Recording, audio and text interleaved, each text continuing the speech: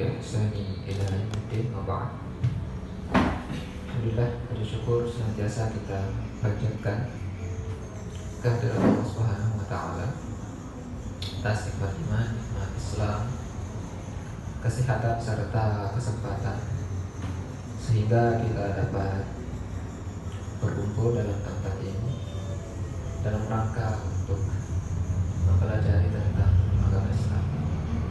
Selawat dan salam senantiasa kita kirimkan kepada junjungan kita Nabi besar Sayyidina Muhammad SAW beserta para sahabatnya, para keluarganya, para tabi'in, tabi'ut tabi'in, dan orang-orang yang senantiasa tetap istiqamah di atas sunnah-sunnah beliau hingga hari kiamat. Baik, kita lanjutkan bab yang kedua, yaitu bab qada wa qadar. Baik, silakan dibaca. Bismillahirrahmanirrahim. Qada wa qadar. Qala ta'ala fi suratil Imran وما كان لنفس أن تموت إلا بإذن الله كتابا معجلا. وقال في سورة الأعراف ولكل أمة أجل فإذا جاء أجلها لا يستأخرون ساعة ولا يستقدمون.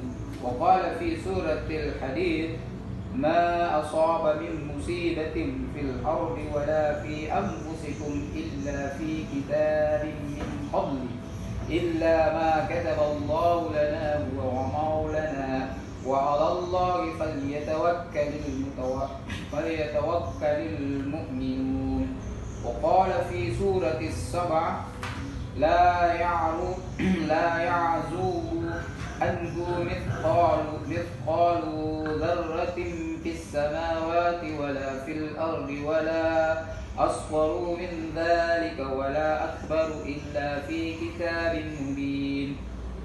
وقال في سورة الأنعام وهو الذي يتوفاكم بالليل ويعلم ما جرحتم بالنهار ثم يبعثكم فيه ليقضى أجل مسمى ثم إليه مرجعكم ثم ينبئكم بما كنتم تعملون.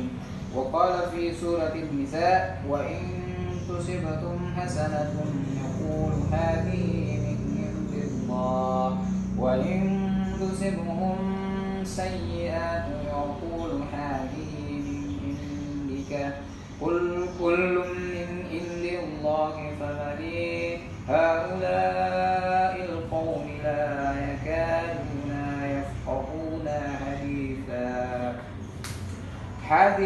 هذه الآيات وما شكلها من الآيات يستفهد بها كثيرون على مسألة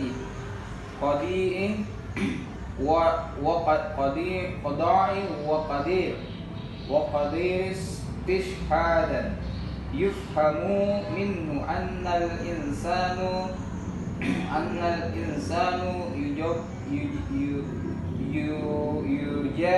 يجابر على القوم بما يقوم به من عمل وأن العمل إنما يقوم بها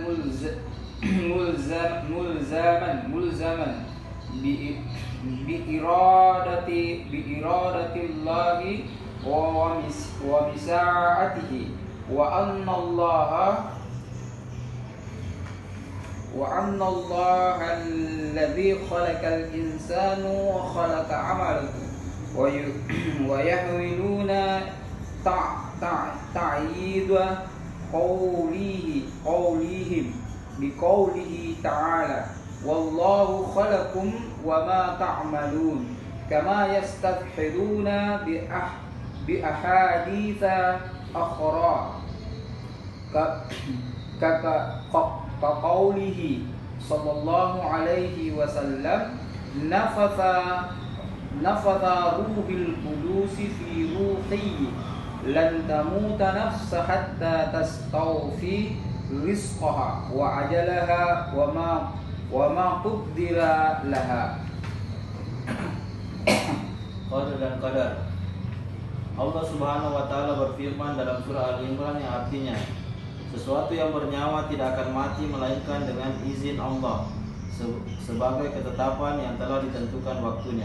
Quran surah Al-Imran ayat 145. Juga firman-Nya dalam surah Al-Araf yang artinya, tiap-tiap umat mempunyai batas waktu atau ajal, maka apabila telah datang waktunya, maka tidak dapat mengundurkannya barang sesaat pun dan tidak dapat pula memajukannya. Quran surah Al-Araf ayat 34. Firman-Nya lain dalam surah Al-Hadid yang artinya, tiada suatu bencana pun yang menimpa di bumi dan tidak pula pada dirimu sendiri melainkan telah tertulis dalam kitab Lauh Mahfuz sebelum kami menciptakannya. Sesungguhnya yang demikian itu adalah mudah bagi Allah. Quran surah Al-Hadid ayat 22. Begitu pula firman-Nya dalam surah At-Taubah yang artinya, katakanlah, sekali-kali tidak akan menimpa kami melainkan apa yang telah ditetapkan oleh Allah bagi kami. Dialah pelindung kami dan hanyalah kepada Allah orang-orang yang beriman harus bertawakal. Quran surat At-Taubah ayat 51. Sementara firman-Nya dalam surah Saba yang artinya, tidak ada tersembunyi daripadanya seberat zarah pun yang ada di langit dan yang ada di bumi, dan tidak ada pula yang lebih kecil dari itu dan yang lebih besar, melainkan tersebut dalam kitab yang nyata, Lauh Mahfuz. Quran surah Saba ayat 3. Dan firman-Nya dalam surah Al-An'am yang artinya, dan dialah yang menidurkan kamu di malam hari, dan dia yang mengetahui apa yang kamu kerjakan pada siang hari. Kemudian dia membangunkan kamu pada siang hari untuk disempurnakan umurmu yang telah ditentukan. Kemudian kepada Allah kamu kembali, lalu dia memberitahukan kepadamu apa yang dahulu kamu kerjakan. Quran surah Al-An'am ayat 60. Juga firman-Nya dalam surah An-Nisa yang artinya, dan jika mereka memperoleh kebaikan, mereka mengatakan, ini adalah dari sisi Allah. Dan kalau mereka ditimpa sesuatu bencana, mereka mengatakan, ini datangnya dari sisi kamu, Muhammad. Katakanlah, semuanya datang dari sisi Allah. Maka mengapa orang-orang itu, orang munafik, hampir tidak memahami pembicaraan sedikit pun. Quran surah An-Nisa ayat 78. Ayat-ayat di atas dan ayat sejenis lainnya sering dipakai kebanyakan orang ahli kalam pada saat membahas masalah qada dan qadar untuk dijadikan dalil yang memberi kesan seolah-olah manusia dipaksa untuk melakukan perbuatannya, dan bahwa semua perbuatan itu dilakukan karena dipaksa oleh adanya iradah dan masyiatullah. Dikesankan pula bahwa Allah telah menciptakan manusia sekaligus perbuatannya. Mereka berusaha menguatkan pendapat ini dengan firman Allah Subhanahu wa taala yang artinya, padahal Allah lah yang menciptakan kamu dan apa yang kamu perbuat. Quran surah As-Saffat ayat 96. Di samping itu mereka mengambil dalil dari hadis-hadis, misalnya sabda Rasulullah SAW yang artinya, Roh Kudus Jibril telah membisikkan ke dalam kalbuku, tidak akan mati suatu jiwa sebelum dipenuhi rezeki, ajal, dan apa-apa yang ditakdirkan baginya.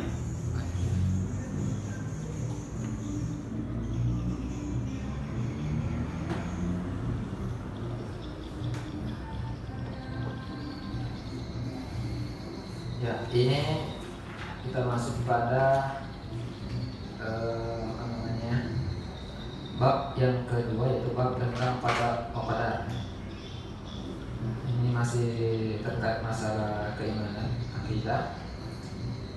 Misalnya pada bab yang kedua ini, itu yang membahas qada wa qadar itu tujuannya berbeda dengan tujuan pembahasan qada wa qadar yang ada pada kitab Saksiyatul Islamiyah jilid yang pertama.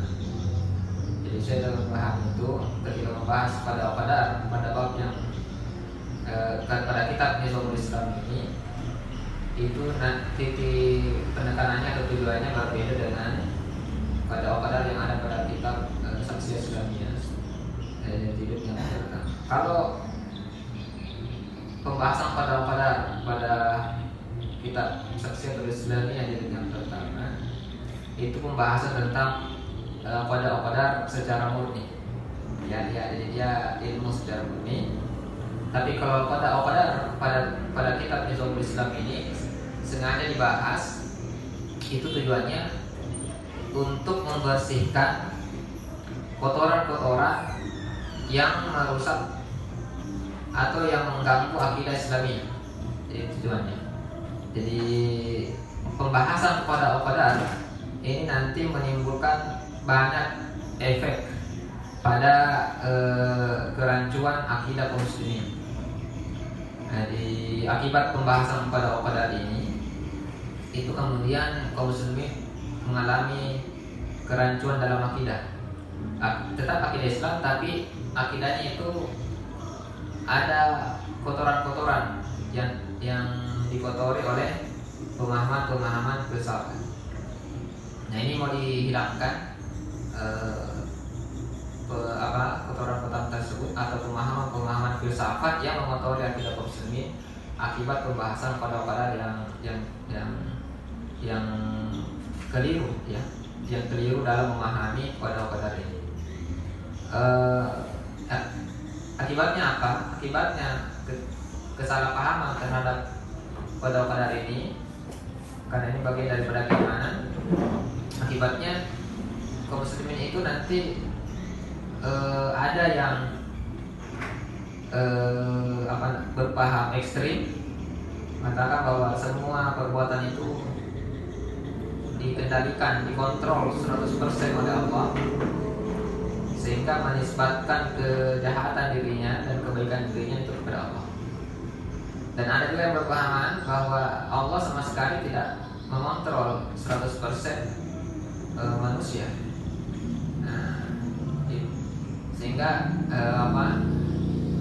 dia mengatakan bahwa dia bebas dalam perbuatannya. Akibat dari itu merembes pada pengertian ilmu Allah. Apakah ilmu Allah itu meliputi segala sesuatu atau tidak meliputi segala sesuatu? Apakah ilmu Allah itu memaksa manusia melakukan perbuatannya ataukah tidak memaksa manusia melakukan perbuatannya? Apakah kekuasaan Allah atau irada Allah itu memaksa manusia melakukan perbuatannya atau tidak? Nah, kemudian merembes pada pembahasan masalah tawakal. Nah, apakah kita mesti tawakal atau berusaha? Kemudian merembes pada pembahasan ajal. Apakah ajal itu dari Allah ataukah ajal itu atas usaha manusia? Merembes pada pembahasan rezeki. Apakah rezeki itu berasal dari Allah atau hasil usaha manusia?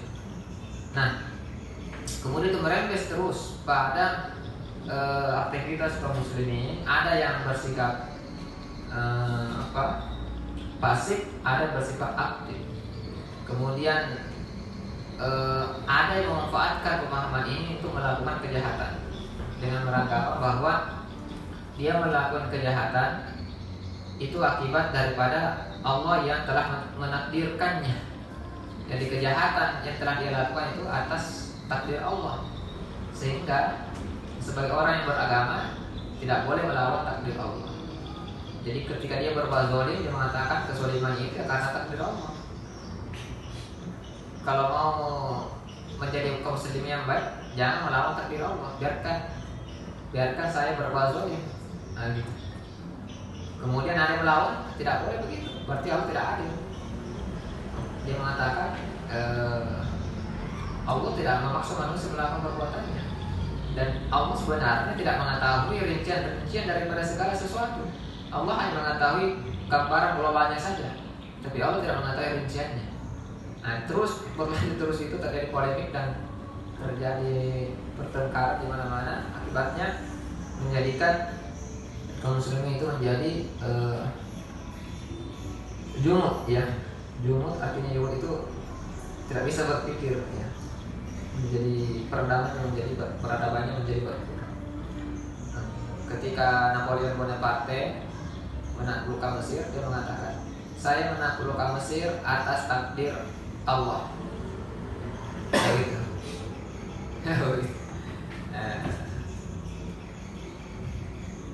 Kenapa? Karena kekacauan dalam pemahaman pada qadar. Disebabkan apa? Disebabkan oleh adanya masuknya paham-paham filsafat dalam pembahasan akidah kaum muslimin, khususnya pada pembahasan qadar.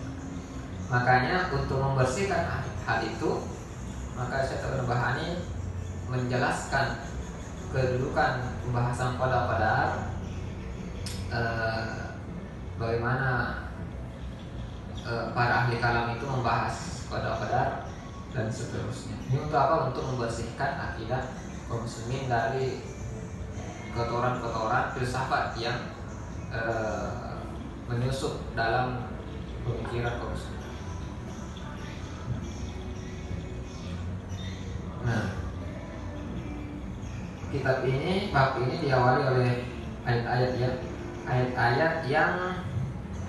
yang itu digunakan sebagai dalil pembahasan qadar oleh para ahli kalam.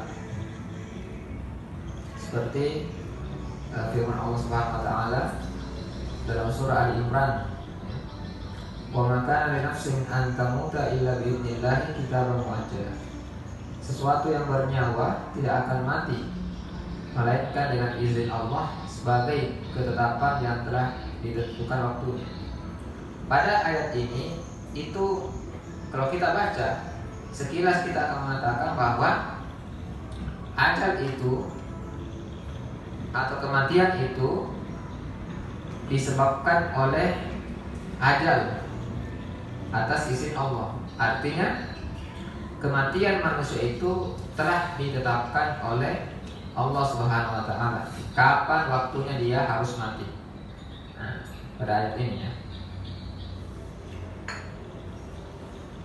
Bagi orang-orang yang memahami ayat ini, mereka meyakini bahwa ajal itu penyebabnya adalah Allah Subhanahu wa taala. Kemudian ayat berikutnya surah Al-A'raf, "Wa likulli ummatin ajal fa idza jaa'a ajaluhum la yastakhiruna sa'atan wa la yastaqdimun." Tiap-tiap umat mempunyai batas waktu atau ajal. Maka apabila telah datang waktunya, mereka tidak dapat mengundurkan barang sesaat pun dan tidak dapat memajukannya. Yang sama pemahamannya tadi sama dengan yang pertama. Kemudian firman Allah dalam surah Al-Hadid, "Ma asaba min musibatin fil ardi wala fis sama fi anfusikum illa fi kitabim min qabli an nabraha inna dzalika 'ala Allahi yasir." Tiada suatu bencana pun yang menimpa di bumi dan tidak pula pada dirimu sendiri melainkan telah ditulis dalam kitab Lauhul Mahfuz sebelum kami menciptakannya. Sesungguhnya yang demikian itu adalah mudah bagi Allah. Bagi orang yang membaca ayat ini, maka sepintas dia akan meyakini bahwa segala sesuatu yang terjadi seperti bencana. Jadi bencana ini maksudnya salah satu contoh peristiwa yang terjadi. Artinya segala sesuatu yang terjadi, contohnya bencana, itu sebenarnya telah diketahui oleh Allah Subhanahu wa taala sebelum Allah menciptakan segala sesuatu. Dan Allah telah menulis itu di Lauhul Mahfuz. Lauhul Mahfuz itu adalah tempat Allah menulis ilmunya. Jadi semua ilmu Allah, semua pengetahuan Allah, segala apa yang diketahui oleh Allah telah Allah tulis di tempat yang namanya Lauhul Mahfuz. Nah, sebelum Allah menciptakan segala sesuatu atau sebelum Allah menciptakan makhluk, kemudian terjadi sebuah aktivitas kejadian, sebenarnya Allah itu telah tahu apa yang akan terjadi, termasuk bencana. Misalnya bencana di Palu itu Allah telah tahu dan itu telah tertulis di Lauh Mahfuz secara umum, secara rinci-rinciannya apa yang terjadi itu Allah telah tahu. Ya.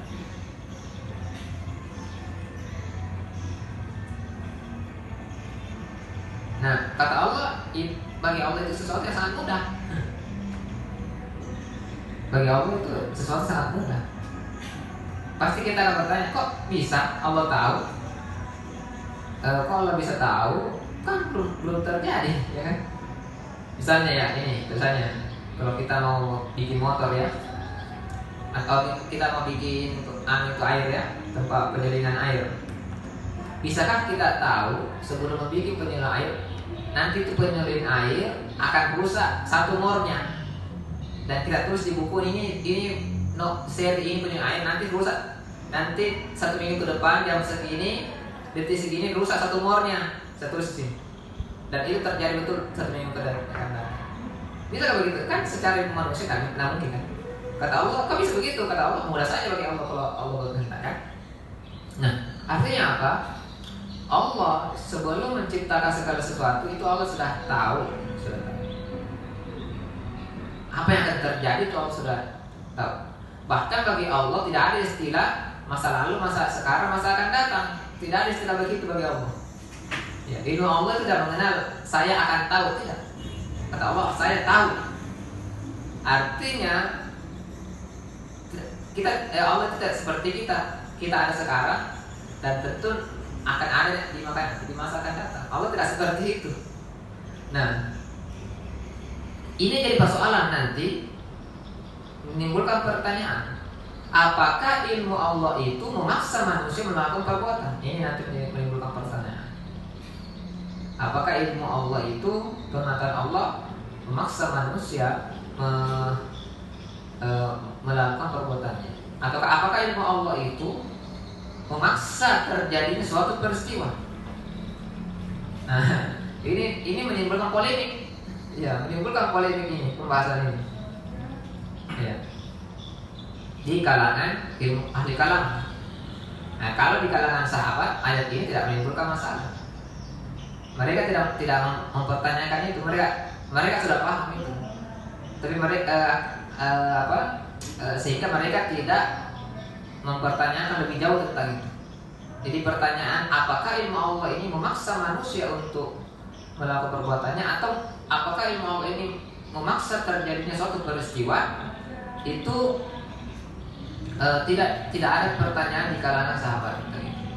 Yang terjadi pertanyaan itu di kalangan para ahli kalam pada masa tabi'in ya.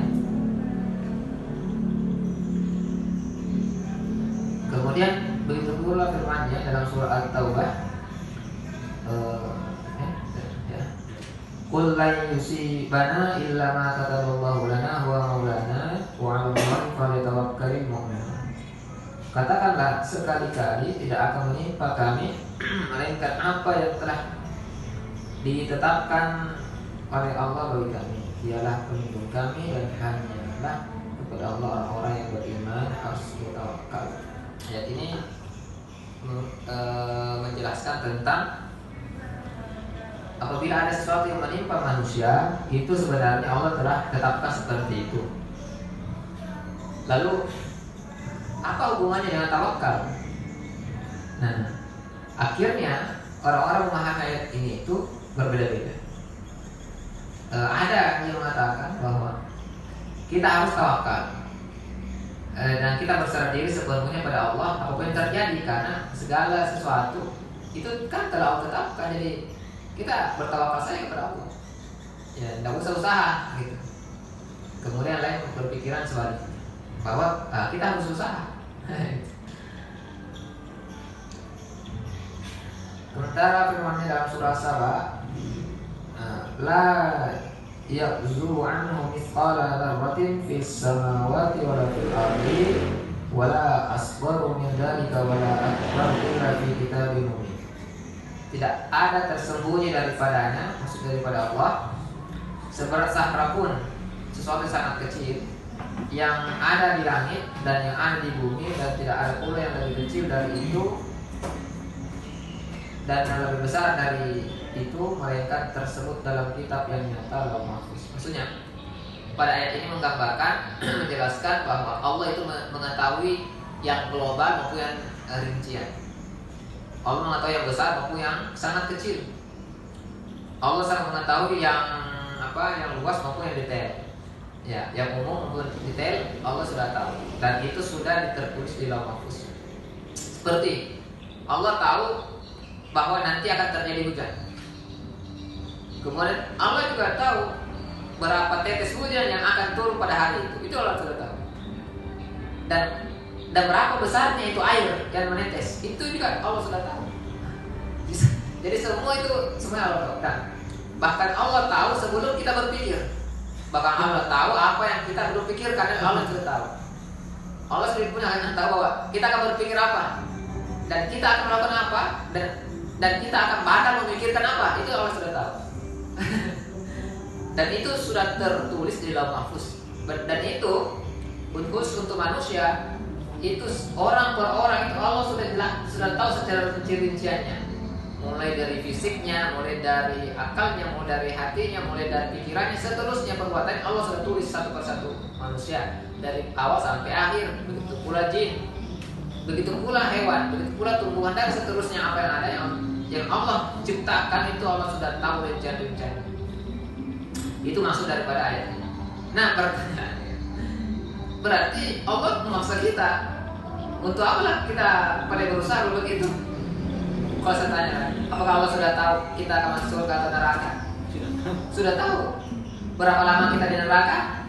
Allah sudah tahu. Allah sudah tahu kita akan masuk neraka dan keluar dari neraka dan akan masuk surga. Bagaimana nikmat surga? Seperti apa nikmatnya? Berapa kamarnya? Berapa bidadarinya? Siapa yang kita temani? Siapa pelayannya? Berapa bagaimana nikmatnya? Itu Allah sudah tahu. Sudah tahu. Sebelum Allah menciptakan makhluknya. Dan itu sudah tertulis di dalam Mahfuz. Ya. Kemudian ketika kita memikirkan hal ini, itu nanti menimbulkan pertanyaan. Wah, kalau begitu, baik, bagaimana kalau kita nanti masuk surga, masuk neraka, Pak? Apakah ilmu Allah itu memaksa manusia masuk surga atau memaksa manusia masuk neraka? Karena kan Allah sudah tahu, ya kan? Dan itu sudah ditulis di Mahfuz. Nah, ini menimbulkan nanti polemik. Apakah ilmu Allah memaksa manusia melakukan perbuatan atau tidak? Apakah ketika seorang itu masuk surga atau neraka? Apakah ketika Allah Subhanahu wa taala sudah tahu seorang akan masuk surga atau neraka? Apakah pengetahuan Allah itu memaksa manusia untuk masuk surga atau neraka? Ini nanti menimbulkan pertanyaan di kalangan ahli kalam dan terjadi polemik perdebatan. Karena ini pembahasan akidah, maka tentu itu mempengaruhi tingkah laku manusia, kan? Coba kalau tahu bahwa kalau akidahnya adalah saya yakin saya yakin bahwa ilmu Allah itu memaksa saya masuk surga atau neraka. Apa yang terjadi kalau keimanan seperti itu? Nah, dia akan bersikap masa bodoh, kan? Masa bodoh, masa bodoh. Berarti kita masuk surga itu untung-untungan. Kalau begitu untuk apa usah? Namanya untung-untungan, ya. Untuk apa beribadah? Dan seterusnya. Nah, mulai datang orang lain, tidak. Sebenarnya ilmu Allah itu tidak seperti itu. Ilmu Allah itu Allah cuma tahu global saja rinciannya. Allah tidak tahu. Allah sebenarnya tidak mengetahui kita itu masuk surga atau tidak, tergantung usaha kita. Jadi kalau begitu sebenarnya Allah tidak tahu kita masuk surga atau neraka sebenarnya. Nanti Allah akan hitung. Oh, ini berarti pahalanya. Oh, baru Allah tahu masuk surga nanti ini. Oh, ini yang tidak ringan timbang pahalanya dari dosanya. Oh, masuk neraka nanti ini. Begitu pengetahuan Allah. Nah, ini menimbulkan nanti kekacauan akidah. Berarti apa maksud dari ayat ini kalau begitu? Allah mengatakan kecil diam saja, tersembunyi yang terserah. Wah, akhirnya mereka menakwilkan ayat ini. Makanya di kalangan ahli kalam itu yang paling ciri khas mereka itu tawil, ya. Mereka mereka suka mentakwilkan ayat apabila bertentangan dengan hasil kesimpulan mereka. Nah itu. Nah gitu nanti. Nah, ini kan kacau ya. Kalau tidak diselesaikan masalahnya kacau nanti. Menimbulkan kekacauan. Makanya dibahas. Kemudian firman Allah surah Al-An'am, وهو الذي يتوفاكم بالليل ويعلم ما جرحتم بالنهار ثم يبعثكم فيه ليقضى أجل مسمى ثم إليه مرجعكم ثم ينبئكم بما كنتم تعملون. Dan dialah yang menidurkan kamu di malam hari, dan dia mengetahui apa yang kamu kerjakan pada siang hari. Maksudnya apa ini? Allah yang menyebabkan kita tidur. Dan ketika kita bangun dan bekerja pada siang hari, di malam hari ini Allah sudah tahu apa yang akan kita kerjakan setelah bangun tidur. Jadi ketika Allah menidurkan kita di malam hari, itu Allah sudah tahu orang ini kalau bangun dikerjakan, Allah sudah tahu. Di malam hari ini Allah sudah tahu. Ya itu. Bahkan pikiran kita pun ketika bangun apa itu Allah sudah tahu. Sebelum berpikir Ya sebelum berpikir pun Allah sudah tahu apa yang akan kita pikirkan.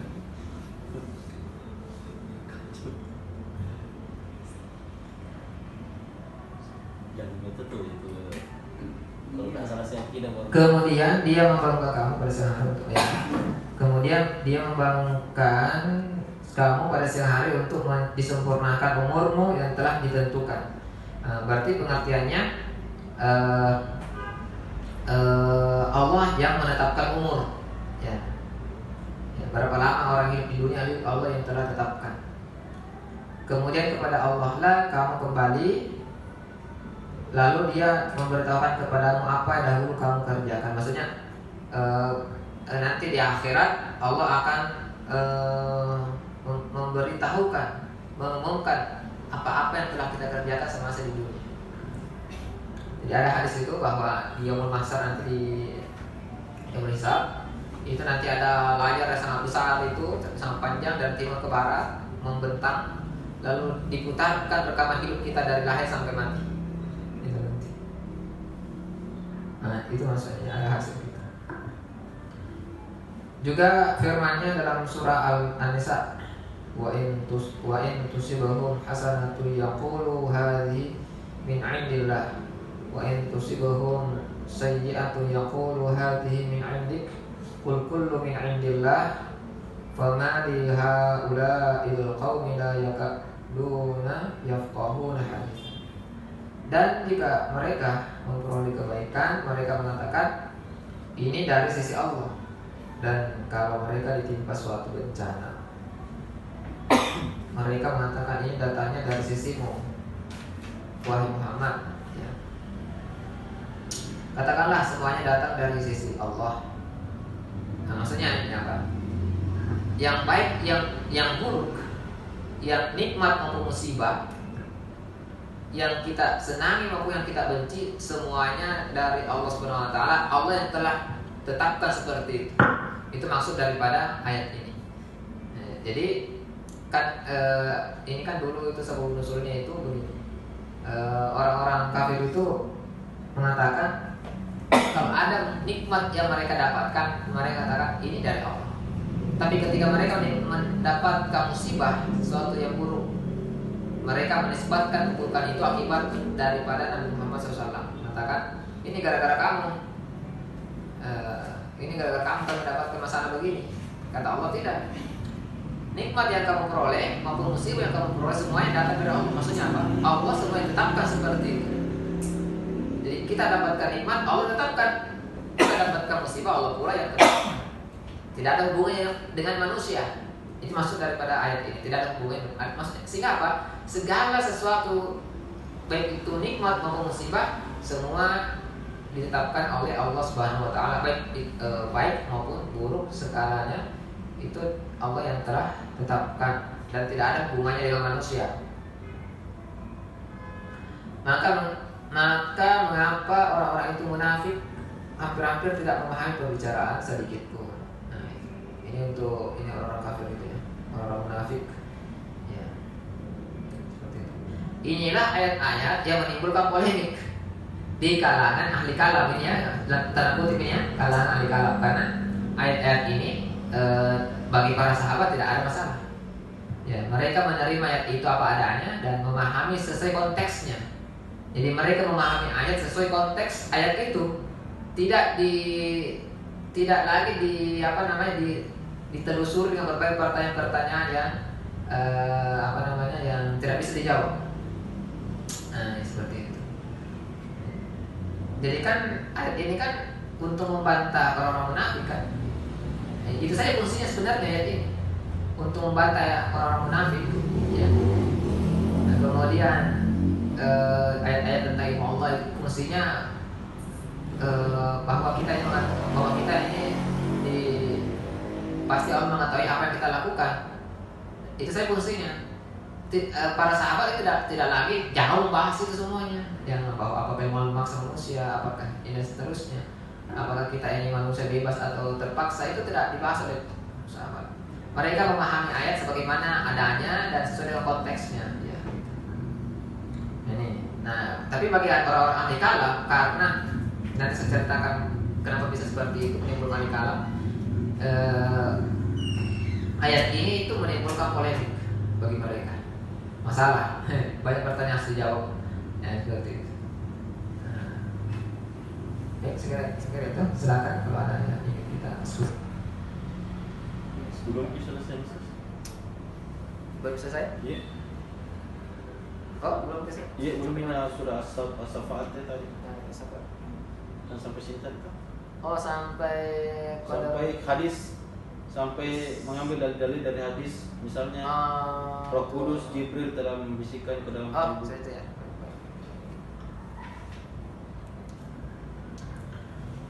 Ayat-ayat di atas dan Ayat-ayat di atas dan ayat-ayat sejenis lainnya sering dipakai kebanyakan orang ahli kalam pada saat membahas masalah qada dan qadar untuk dijadikan dalil yang memberi kesan seolah-olah manusia dipaksa untuk melakukan perbuatannya, dan bahwa semua perbuatan itu dilakukan karena dipaksa oleh adanya iradah dan masyiatullah. Ya. Baik.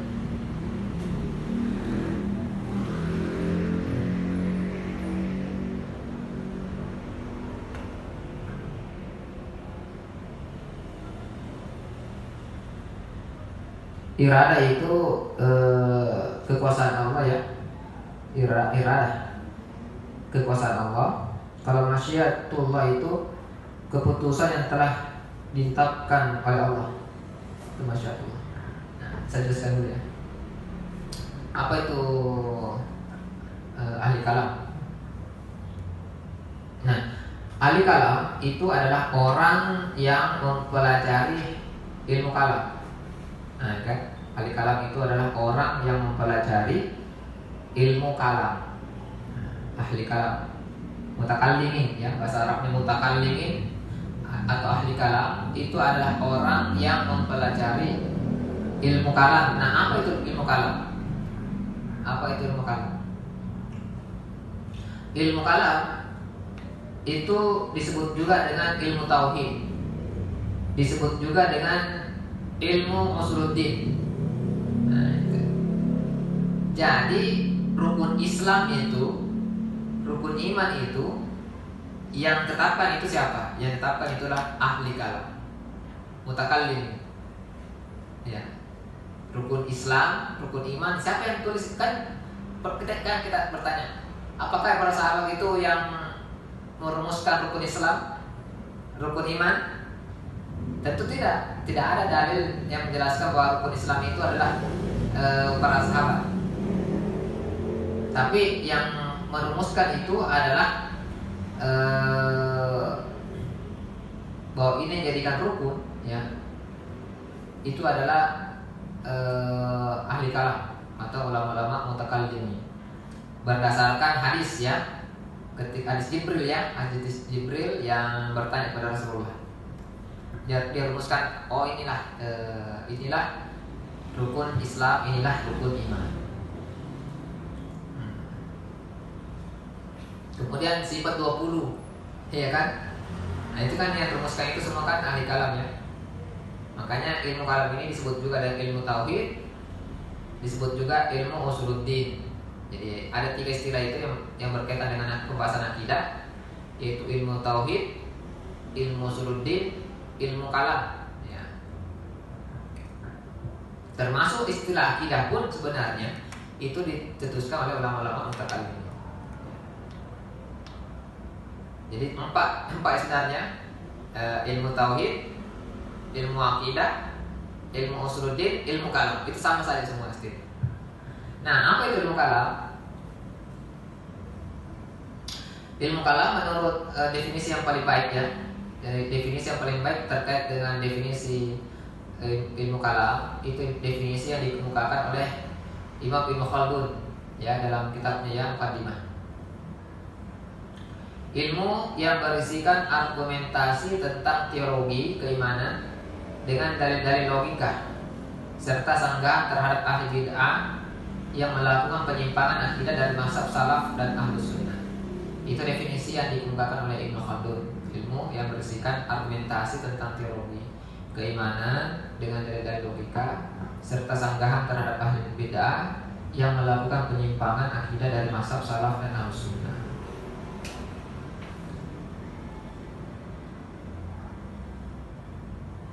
Nah, jadi dari definisi tadi dapat disimpulkan bahwa metode yang dipakai oleh ahli kalam atau mutakallimi itu bersandar pada metode pembahasan rasional tanpa batas. Maksudnya apa? Pembahasan rasional tanpa batas itu menggunakan akal itu tidak ada batas-batasannya. Biar yang tidak ada juga informasinya bahas juga. Ya. Masalah goib itu kan tidak terindra kan? Nanti bisa kita tahu kalau ada informasi kan? Tapi biarpun tidak ada informasi, mereka bahas juga. Bagaimana cara membahasnya? Mereka menggunakan logika. Namanya logika mantik, silogisme. Jadi ada informasi satu dengan informasi lain, mereka gabungkan, akhirnya mereka simpulkan ini kan.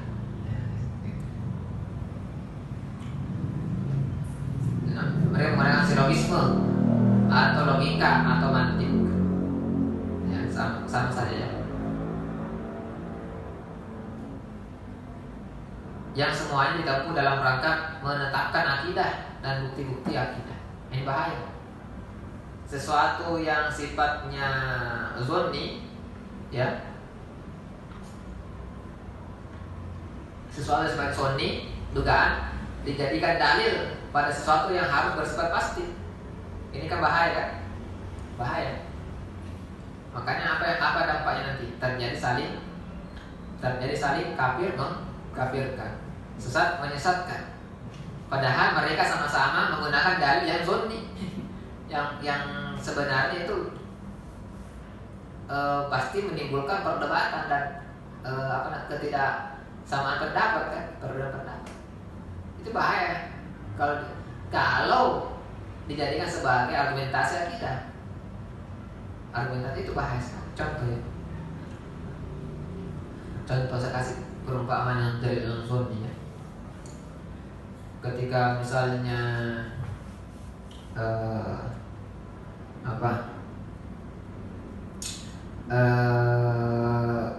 ayat ya yang mengatakan begini. Yadullaha fawqa aydihim. Tangan Allah ada di atas tangan mereka. Ya kan? Tangan Allah ada di atas tangan mereka. Satu sisi orang yang satu sisi mengatakan, oh berarti Allah itu punya tangan. Tapi tidak sama dengan tangan manusia. Kenapa dia meyakini seperti itu? Yadullaha fawqa aydihim. Mereka mengatakan tangan Allah punya tangan. Ya. Tapi tangan Allah berbeda dengan tangan manusia. Kenapa bisa berkesimpulan seperti itu? Karena mereka membandingkan ayat yadullah fawqa aydihim dengan ayat la kamitslihi syai'un. Allah tidak sama dengan segala sesuatu. Okay. Oh, Jadi mereka menggunakan mantik untuk mereka menggunakan mantik. Masalah akidah. Mereka menggunakan akidah. Siapa yang tidak meyakini bahwa Allah punya tangan, maka dia itu sesat. Yang katakan, ya Allah fa'alihim ayatnya. Kenapa bisa seperti itu tapi tidak sama dengan manusia, karena ada ayat yang lain mengatakan la kamitslihi syai'un. Ya.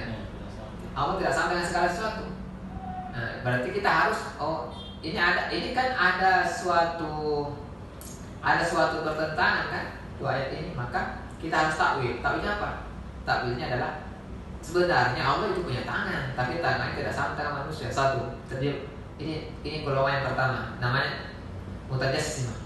Dia golongan orang-orang yang meyakini bahwa Allah itu punya bentuk. Ya. Kemudian datang golongan yang menyebut dirinya Ahlussunnah wal Jamaah. Klaimnya ya, Ahlussunnah wal Jamaah mengklaim dirinya. Kemudian mengatakan tidak boleh begitu. Allah tidak salah itu tafsiran begitu salah. Yadullah fawqa aydihim, tangan Allah ada di atas tangan mereka. Itu tidak boleh ditafsirkan Allah punya tangan. Karena ada ayat mengatakan la kamitslihi syai'un. Ya. Kemudian ada dalam surah Al-Ikhlas ya. Bahwa Allah itu tidak ada yang sama dengannya kan. Qul huwallahu ahad, Allahus samad, lam yalid wa lam yulad wa lam yakul lahu kufuwan ahad. Wa lam yakul lahu kufuwan ahad. Dan tidak ada yang setara dengannya. Ya. Itu. Jadi ini harus ditakwil juga. Ya kan, takwil lagi nih. Satu, golongan mutajassim juga mentakwil. Tapi takwilnya itu tadi takwilnya, ya kan? Yang kedua ini yang anti mutajassimah, yang meyakini bahwa Allah tidak berbentuk, mengatakan tidak boleh kita tafsirkan sebagai Allah punya tangan. Yang masuk tangan di situ adalah kekuasaan Allah, kepercayaan Allah. Ya, ini kata kiasan, mubalagh namanya. Ya, mubalagh. Ya, ini kata mubalagh namanya, ini istilah bahasa Arab, dan bahasa Arab ada istilah seperti itu, tapi bukan betul-betul Allah punya tangan. Jadi yang dimaksud tangan di situ bukan tangan asli, tapi kekuasaan Allah. Inilah penafsiran yang bagus. Dan siapapun yang menafsirkan bahwa Allah itu punya tangan sesat. Ya, satu menyesatkan yang tidak mengatakan tidak punya tangan. Yang satu menyesatkan yang mengatakan punya tangan. Terjadi saling sesat menyesatkan. Pada ayat ini tidak bisa dibahas. Karena ayat ini ada ayat yang mutasyabihat. Iya. Ya, itu mereka begitu. Jadi saling mentakwilkan ayat lalu menggunakan silogisme dalam menyimpulkan suatu akidah. Misalnya apa itu silogisme? Silogisme ini sebenarnya adalah metode untuk untuk mengetahui suatu kebenaran dengan menggunakan logika mantik. Yang dicetuskan oleh filsuf yang bernama Aristoteles.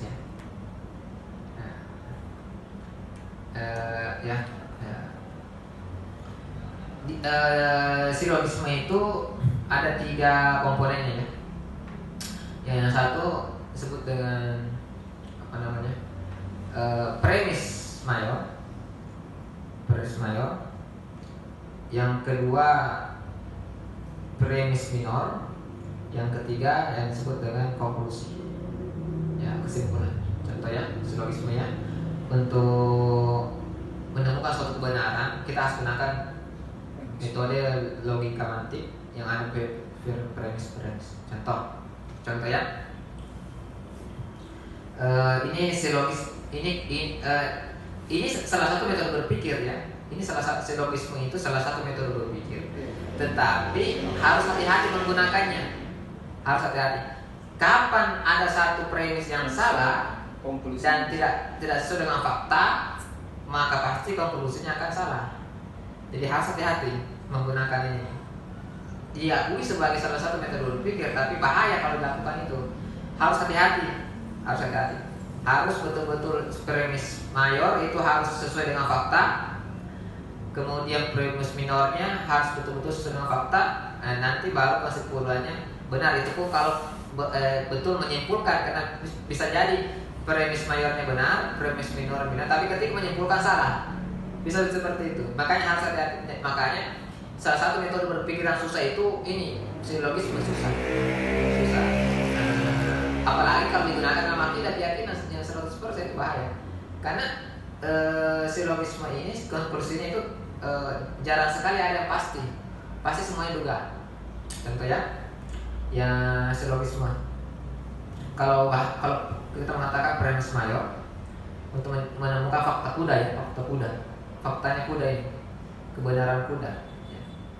Yang kalau benar ini semuanya antara premis mayor, premis minor, dan konklusi benar semua, nanti kesimpulannya nanti pasti. Contoh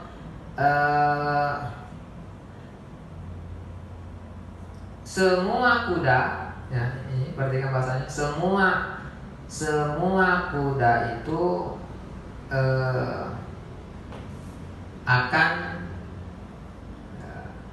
semua kuda itu akan mati, ya. Semua kuda, premis mayor ya, semua kuda akan mati. Ya, semua kuda akan mati. Semua kuda akan mati. Kuda Pak Ahmad, ya, Pak Ahmad mempunyai kuda, ya. Pak Ahmad mempunyai kuda. Maka konklusinya apa? Kalau gitu? Kuda Pak Ahmad pasti mati. Ya, kuda Pak Ahmad pasti mati. Karena dia kuda, ya kan? Ya. Ini kalau benar, berpikir. ya kan? Semua kuda akan mati. Jelaskan secara hukum sudah itu. Pak Ahmad punya kuda. Berarti konklusinya yang pasti apa? Kudanya Pak Ahmad pasti mati. Iya, kudanya Pak Ahmad pasti akan mati. Ini konklusinya benar. Tapi semua kuda akan mati. Pak Ahmad punya kuda, ya kan? Konklusinya apa? Pak Ahmad pasti mati. Ini kan salah kan? Iya, konklusinya salah itu. Ya kan? Konklusinya salah kan? Karena yang dibahas di premis mayor ini terkait dengan kuda kan? Kematian kuda, ya kan? Semua makhluk mati. Nah, kemudian Enggak, maksudnya ada contoh yang lebih susah deh. iya. Yang lebih rumit juga pasangan. Pasti kesimpulannya kudanya Pak Ahmad pasti mati. Iya. Kemudian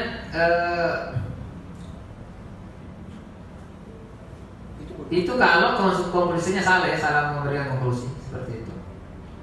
Nah, ini kalau premis mayor, premis minor, dan konklusi benar, ya. Misalnya kalau yang salah seperti ini, salah ya, ada salah satu salah. Misalnya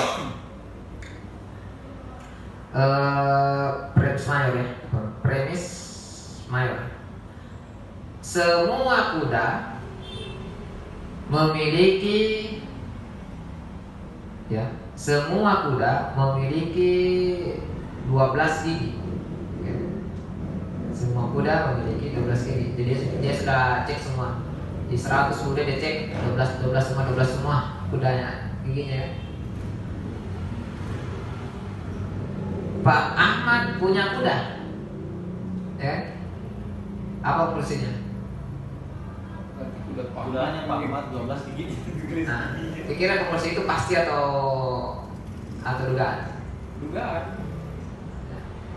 Masih dugaan. Konklusi itu benar atau salah itu konklusi? Belum bisa dikatakan benar. Pak 12 itu yang pertama. Pastikah kuda Pak Ahmad 12 gigi? Karena belum bisa ditahu. Ya. Pasti kan? Yang diteliti itu belum. Apa? Tak pasti kan? Karena ternyata setelah ditahu, ternyata giginya cuma 8. Sudah lama misalnya yang karena Ya. siapa itu? 8 giginya Pak, apa kuda yang apa? Nah, jadi Banyak yang makan nah, siapa. kira-kira kesimpulan ini kan salah kan? Nah, apa yang salah kira-kira dari premis mayor, premis minor dan konklusi? Apa yang salah? Premis minor. Apa akar masalahnya? Apa akar Sebenarnya masalah? berpengaruh semua kalau saya. Iya, berpengaruh. Premis mayor, minor juga salah semua Iya. sebenarnya. Karena itu juga tidak ada bilang kepastian semua giginya Iya. 12. Ya. Kesalahannya itu adalah kesalahan daripada itu ada pada premis mayor yang melakukan generalisasi. Iya. Dia generalisasikan sudah patok Mematok semua kuda itu 12 giginya. Padahal tidak semua kuda 12 giginya pada faktanya ya. Pada faktanya tidak semua kuda 12 giginya. Nah, gitu. Sehingga ketika dia mengatakan semua kuda 12 giginya. Nah, kemudian kalau premis mayor seperti ini. Tidak semua kuda mempunyai 12 gigi. Ya. Kesimpulannya kan, setelah diteliti, oh ternyata tidak semua kuda itu mempunyai 12 gigi. Nah, Pak Ahmad punya kuda, apa konklusi yang benar kira-kira? Kudanya Pak Ahmad punya gigi. Ya, yang pasti Kudanya Pak Ahmad punya gigi. kuda punya gigi. gigi. Apa pasti itu? Konklusi yang pasti itu? tidak pikir sama keompong itu. Iya. Apa Apa kira-kira konklusi yang pasti dari situ? Kalau kita membuat konklusi yang benar. Apa tadi yang yang pertama? pasti Nah. itu Pak Ahmad punya kuda. Ya, tidak semua kuda, punya, tidak semua kuda punya gigi 12. mempunyai 12 gigi. Oh iya. Ya, berarti ada kuda yang tidak 12 giginya. Ya. Pak Ahmad punya kuda. Maka konklusinya apa? Kira-kira yang benar. Kalau tidak Pak Ahmad. Yang benar itu kemungkinan kuda Pak Ahmad 12 giginya. Kalau kita bikin konklusi, Masih dugaan itu sih. konklusi yang benar, kemungkinan kuda Pak Ahmad mempunyai 12 gigi. Berarti maksudnya enggak mesti harus pasti. Sudah benar. Nggak mesti. Enggak mesti harus benar. Iya, tidak mesti. Oh, Ya, iya. konklusi benar, tapi itu tidak pasti. Tidak pasti, tapi Tidak pasti. disampaikan dalam bentuk verb kata. Iya. Bisa juga bisa. Nah, itu contoh apa namanya? Itu contoh silogismenya. Sekarang kita masuk ke contoh silogisme Al-Quran ya. Silogisme Al-Quran. Di dalam Al-Quran itu mengatakan bahwa Allah itu Al-Kalam ya. Maha berfirman ya. Allah itu berfirman kan? Berbicara. Allah itu berbicara. Ya kan? Kemudian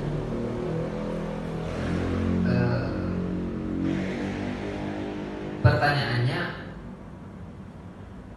ini Al-Quran makhluk atau bukan? Ya. Al-Quran ini adalah kalamullah ya. Al-Quran itu adalah kalamullah, firman Allah. Nah, Al-Quran adalah firman Allah. Apakah Al-Quran itu termasuk makhluk atau bukan? Ya, termasuk makhluk atau bukan? Apakah sifat Allah yang Al-Kalam, yang berbicara, itu masuk pada bagian daripada zat Allah atau bagian daripada ciptaan Allah? Ya kan? Itu kan pertanyaan kan? Apakah sifat Allah termasuk sifat berbicaranya itu bagian daripada zatnya yang azali, ataukah baru itu ciptaan? Apakah Allah yang menciptakan bicaranya sendiri, atau bicara itu ada memang dari sononya azali, Sama dengan Allah kan. azali. Nah sehingga untuk menjawab itu mereka ahli kalam itu menggunakan silogisme. Ya, ahli kalam itu menggunakan silogisme untuk menjawab itu. Jadi satu sisi berlogika seperti ini.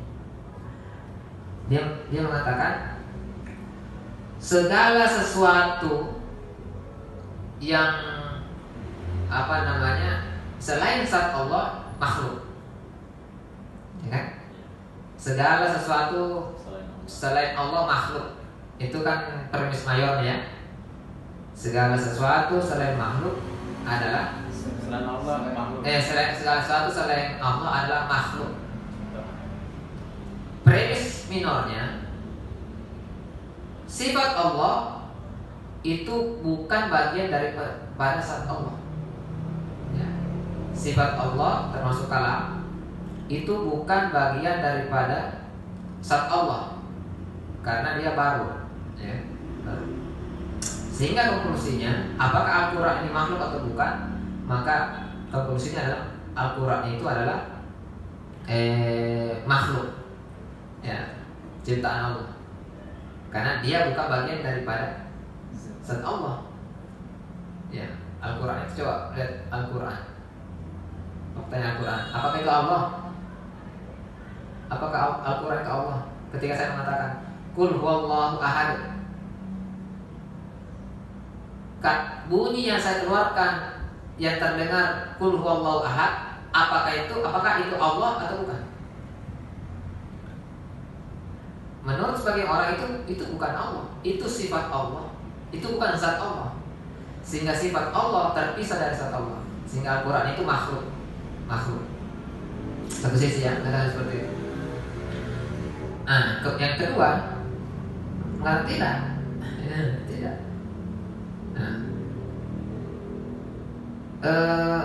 mereka menggunakan premis mayor bahwa semua yang ada pada zat Allah itu azali.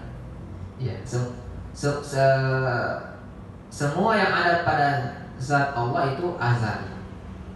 Berarti termasuk sifatnya pun azali, termasuk kalamnya pun juga azali. Maksudnya bagian daripada zat Allah. Kemudian premis minornya mengatakan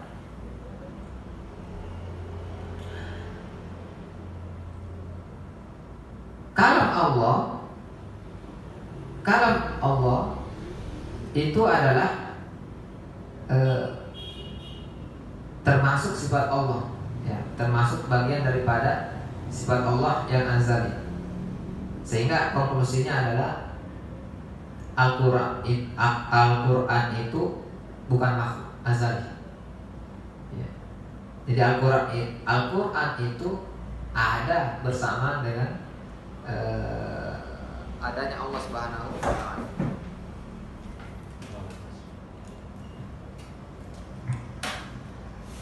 Nah, sehingga meyakini bahwa Al-Quran itu bukan makhluk, karena mengatakan bahwa sifat Allah itu merupakan bagian daripada zat Allah Subhanahu wa Ta'ala. Nah, sehingga terjadi perdebatan. Nah, satu mengatakan makhluk, satu mengatakan bukan makhluk. Akibatnya apa? Karena ini masuk pada pembahasan akidah, akhirnya terjadilah saling sesat menyesatkan, kafir mengkafirkan. Nah, dan seterusnya. Siapa yang berkuasa dialah yang menang. Dan masih banyak lagi ya contoh-contoh itu, contoh-contoh ini penggunaan silogisme dalam masalah akidah. Nah, hanya saja mereka pada ahli kalam itu walaupun melakukan kesalahan dalam pembahasan akidah karena menggunakan silogisme, Tetapi mereka tetap bagian daripada agama Islam, ya, bagian daripada ulama yang berusaha untuk mempertahankan Islam, gitu ya.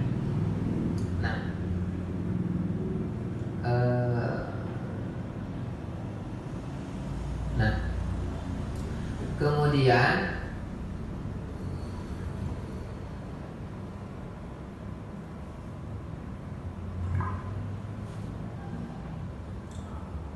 saya jelaskan dulu ya sejarah di kalamnya.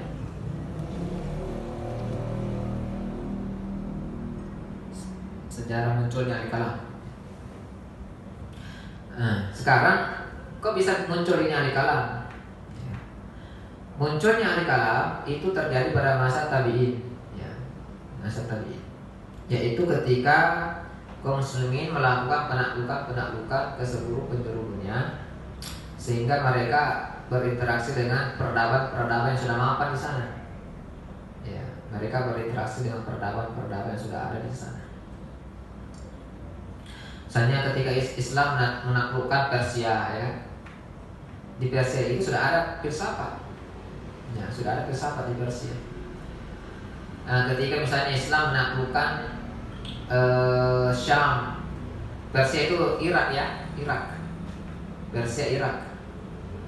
Nah, kalau Syam itu Romawi, Syam itu daerah dikuasai oleh Romawi. Nah, di Syam itu ada juga filsafat.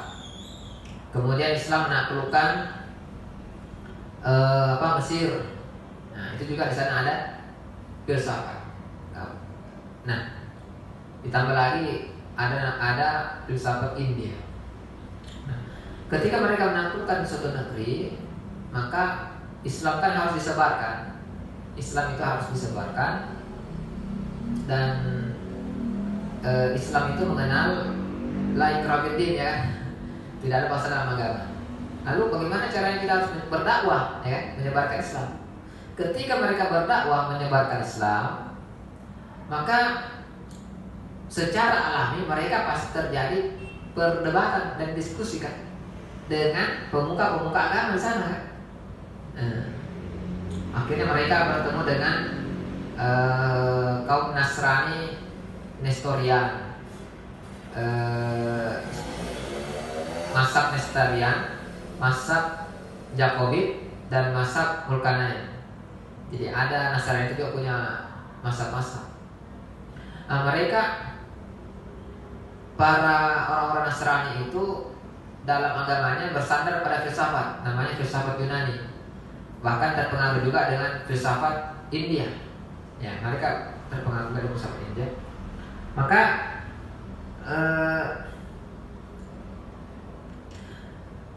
mereka terjadi perdebatan, ya, terjadi perdebatan terkait dengan agama.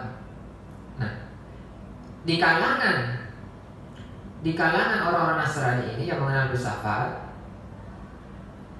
itu dalam filsafat itu sudah terjadi pembahasan yang orang-orang Nasrani sendiri tidak mampu menjawabnya. Jadi para filosof, Aristoteles, ya, kemudian Socrates, jadi Plato punya murid namanya Aristoteles. Aristoteles punya murid namanya Socrates. Nah, di antara para filsuf-filsuf ini ada juga namanya nanti apa namanya itu, filsuf namanya saya lupa namanya itu, ya. Ada teorinya itu matematika. Pitagoras, ya. Ya, Pitagoras. Nah, itu juga filsuf handal itu. Nah, itu kemudian para filsuf itu terjadi perdebatan antara mereka terkait dua hal, ya. Yang pertama, apakah manusia dipaksa oleh Tuhan untuk melakukan perbuatannya atau bebas? Satu, ya. Di antara para filosof itu terjadi perbedaan pendapat. Apakah perbuatan manusia itu dipaksa ataukah dia bebas? Yang kedua, apakah khasiat yang ada pada benda itu dihasilkan oleh oleh benda itu atau dihasilkan oleh Tuhan. Apakah khasiat misalnya kemampuan membakar pada api, apakah itu berasal dari api itu sendiri, ataukah Tuhan yang memberikan kemampuan membakar itu? Nah, yang kedua, apakah ketika manusia memanfaatkan benda yang memiliki khasiat, apakah benda itu yang memaksa manusia untuk melakukan perbuatannya, atau manusia sendiri yang bebas memanfaatkan khasiat pada benda? Inilah pertanyaan-pertanyaan, perdebatan-perdebatan, diskusi di kalangan para filosof. Yang itu juga merembet ke orang-orang Nasrani. Dan orang Nasrani pun, filosof dan orang Nasrani terbagi menjadi dua kutub ekstrim. Jawaban dari pertanyaan-pertanyaan itu menyebabkan para filosof dan juga para orang Nasrani terbagi menjadi dua kutub ekstrim. Yang pertama ada namanya mazhab stoicisme, ya, stoicisme, yaitu meyakini bahwa manusia ini seperti bulu yang diterbangkan oleh angin. Artinya apa? Semua perbuatan manusia ini dipaksa dan dia tidak ada sedikit pun kehendak bebas. Semuanya dipaksa oleh Tuhan. Dia berjalan, dia berpikir, dia apa? Dia tidak ada tidak ada kehendak bebasnya, ya, dipaksa. Tidak ada kemampuan manusia untuk bebas melakukan perbuatan. Yang kedua, khasiat yang ada pada benda itu semuanya ditetapkan oleh Tuhan. Dan Tuhan juga memaksa manusia untuk memanfaatkan khasiat-khasiat yang ada pada benda tadi. Nah, itu mazhab stoicisme. Nah, yang kedua, ada mazhab yang bernama mazhab apa namanya? Apa namanya? Mazhab stoicisme, mazhab bentar.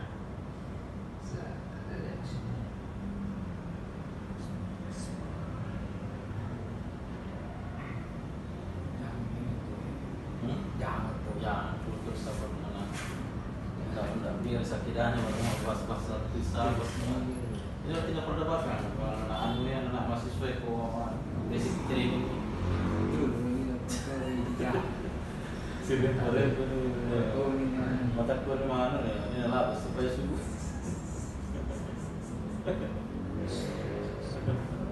Kalau 2 jam. Ada sih ada pertahanan biasa di mana Pak? Anu memang otakku tidak sampai memang terus berpikir jadi misalnya. Itu sekarang yang ahli filsafat dulu di pada masanya di Parepare Ahoker sekarang iya. Ahoker baginya. Maju aku tahu itu si Leo pernah. Sekal Leo umur berapa? Hah? Bumi situ sih. Oh begitu tuh ya? Bisa Siapa yang mana?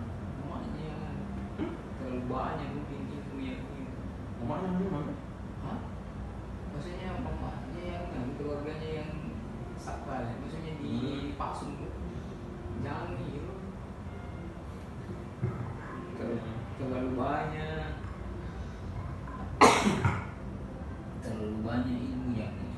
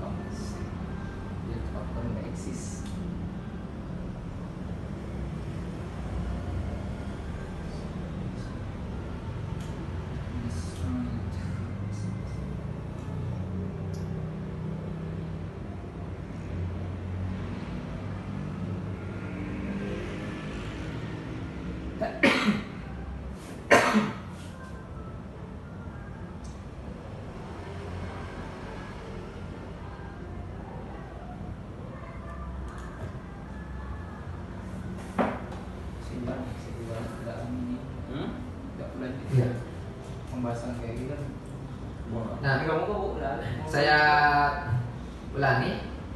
Sebanyak buku itu. Yang kedua itu namanya epikurisme. Ya. Nah, itu yang meyakini bahwa perbuatan manusia itu bebas. Kebalikan. Ya, kebalikannya. Nah, di kalangan filsuf dan tokoh-tokoh ulama Nasrani itu terjadi pendapat. Ada stoicisme, yaitu mengatakan manusia itu terpaksa, dan ada epikurisme yang mengatakan manusia itu bebas. Nah, ketika orang-orang Islam datang ke sana, ke daerah mereka, terjadi perdebatan, diskusi untuk menyebut dasar. Orang-orang Nasrani bertanya kepada orang Islam,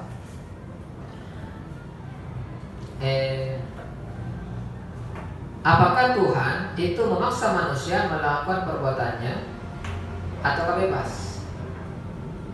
Dan apakah Tuhan menciptakan benda sekaligus khasiatnya atau tidak? Nah, ini kan butuh jawaban kan? Wah, butuh jawaban. Nah, akhirnya para filsuf, para ulama-ulama kemudian mempelajarilah ahli kalam. Tujuannya untuk membela Islam dari serangan-serangan dari orang-orang Nasrani tadi yang menggunakan filsafat. Sehingga mereka terdorong untuk mempelajari filsafat. Mereka juga mempelajari filsafat karena pertanyaan itu kan berasal dari filsafat kan. Nah, mereka akhirnya menerjemahkan buku-buku filsafat ke dalam bahasa Arab, kemudian mempelajari pemikiran-pemikiran para filosof tadi. Tetapi yang mereka pelajari itu bukan untuk meyakini filsafat, bukan. Tetapi mereka mempelajari kulit-kulitnya saja, kulit-kulitnya itu sebatas untuk membantah saja itu orang-orang Nasrani, itu tujuan mereka. Namun orang-orang Nasrani itu kan tidak percaya ini, ya kan? Tidak percaya Al-Quran, ya kan? Tidak percaya Al-Quran. Jadi kalau kasih Al-Quran, mereka nanti tidak percaya. Jadi mereka harus menggunakan logika kan? Akhirnya mereka mengadopsi ilmu logika dari Aristoteles yang silogisme tadi. Nah, akhirnya mereka kemudian bersilogisme. Akhirnya dari situ lahirlah sejarah ilmu kalam tadi.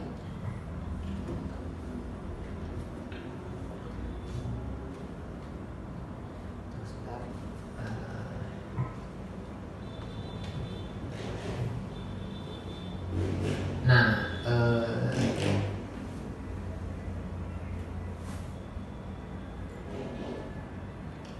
saya jelaskan dulu apa kesalahan-kesalahan daripada ilmu kalamnya.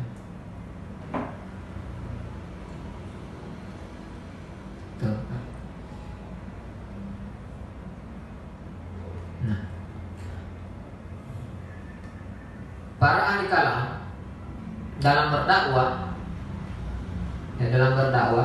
untuk membela akidah Islam, mereka menggunakan berbagai macam metode. Ya, yang pertama, mereka bersandar kepada logika mantik dalam membangun argumentasi akidah. Itu. Jadi yang saya jelaskan tadi logika mantik. Yang kedua, pembahasan mereka telah melampaui batas dari pembahasan di seputar masalah yang dapat diindra hingga pembahasan dalam masalah yang tidak bisa diindra. Jadi pembahasan yang bisa diindra mereka bahas juga, termasuk pembahasan yang tidak bisa diindra tentang zat Allah misalnya. Itu kan tidak bisa diindra.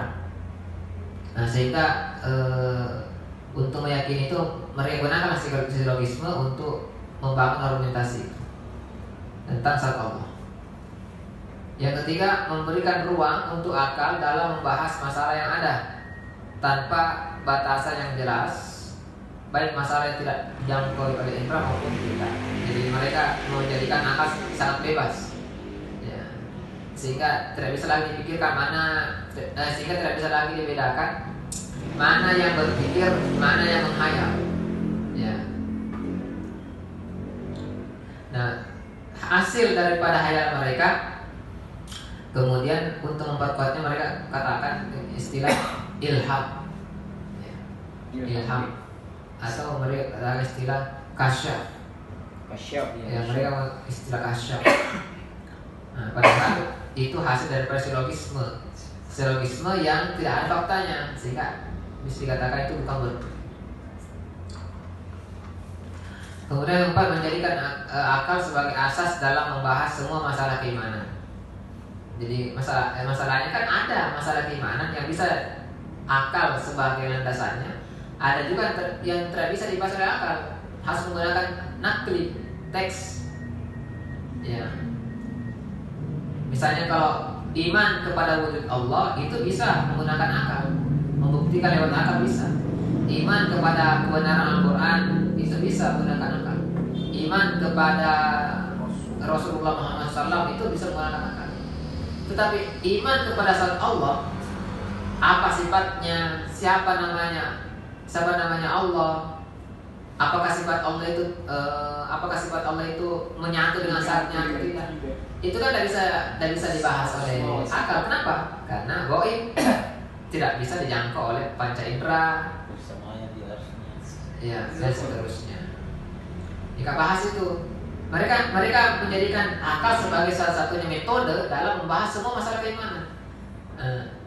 Misalnya ada baru-baru ini yang heboh, ya, mengatakan semua agama di mata Tuhan itu sama. Heboh kan itu, ada heboh. Semua agama di mata Tuhan sama. Kalau menggunakan istilah itu berarti ada informasi dari Tuhan yang mengatakan bahwa bagi saya semua agama sama. Jadi ada informasi, ada perkataan Tuhan yang mengatakan saya menganggap semua agama sama. Nah, baru kita bisa mengatakan di mata Allah semua agama sama. Di mata Allah. Nggak sih pemikiran lah. Nah, pertanyaannya dari mana bisa tahu informasi itu? Apakah pernah Allah itu bilang sama dia? Atau ada informasinya? Atau Tuhan pernah bilang seperti itu? Pasti itu hasil dugaannya kan? Ya, bukan keimanan. Nah, itu. Atau ada yang WI. Ada yang WI maksudnya Allah. Yang kelima, menjadikan perselisihan filsuf dalam pembahasan filsafat sebagai asas pembahasan mereka. Nah, jadi misalnya qadar itu kan menjadikan perselisihan mereka apakah terpaksa atau bebas kan? Mereka tidak keluar dari pembahasan itu. Iya, mereka tidak keluar dari pembahasan itu. Mereka seakan-akan dipaksa untuk memilih salah satu kan? Bebas atau terpaksa. Mereka harus pilih salah satunya, tidak ada alternatif lain. Ya, sehingga ketika mereka pilih bebas, ya mereka harus gunakan argumentasi. Muncullah argumentasi dalam Quran dan lain-lain kan. Oh, terpaksa, mereka pun harus menggunakan argumentasi. Muncullah dalilnya Al-Quran dan lain-lain. Artinya apa? Mereka punya pilihan dulu, baru setelah itu mereka utarakan dalilnya untuk membenarkan pilihannya. Apa maksud saya? Gitu ya? Semestinya harus ada dalil baru ada pendapat kan? Ini kebalikannya. Mereka punya pendapat dulu baru utarakan dalil. Mestinya dalil dulu baru ada pendapat. Nah itu. Nah itu masalahnya itu. Nah itu kesalahan-kesalahan orang-orang mutakallimin. Ya.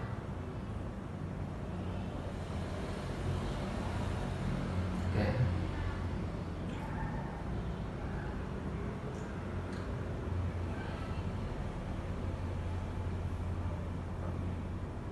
Nah sehingga terkait dengan ilmu kalam ini itu terjadi polemik di antara ulama, apakah ilmu itu adalah bagian daripada Islam atau bukan. Terjadi polemik di antara ulama.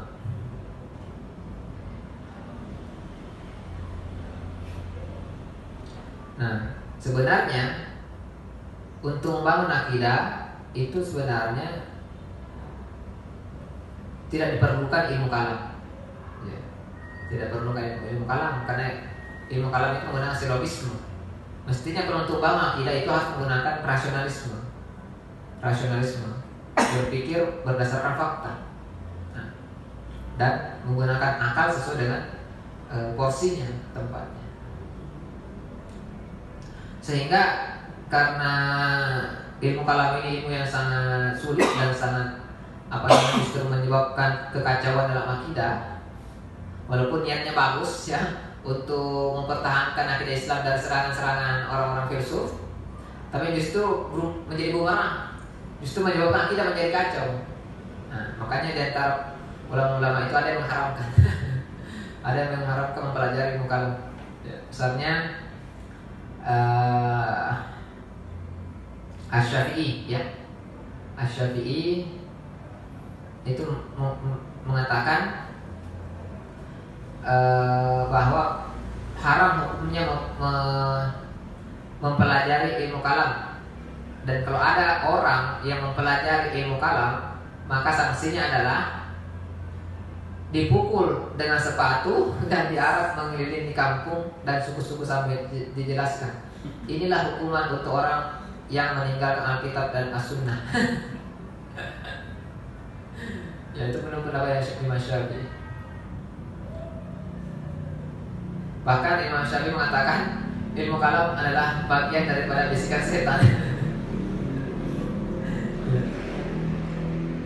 Nah, Imam Ahmad mengatakan haram mempelajari ilmu mantik yang merupakan asas ilmu kalam. Masalahnya filsafat itu.